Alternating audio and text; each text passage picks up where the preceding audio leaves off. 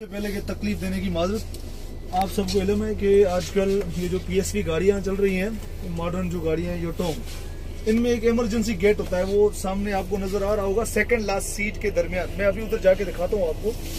ये जो emergency gate होता है, इसका कोई फंक्शन होता है। अभी जिस तरह आपको पता है कि कराची के अंदर एक गाड़ी को आग लगी थी, तो 18 बंदे करीब जो नहीं निकल सके थे गाड़ी से, क्योंकि वो पीछे बैठे थे।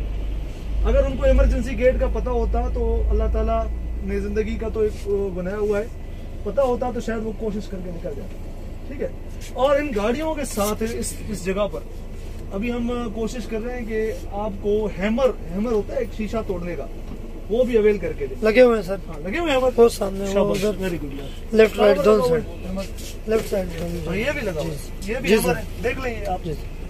ये हैमर है, इधर से निकलेगा। ये अगर आप ऐसे करके शीशे को लगाएंगे ना, शीशा टूट जाएगा।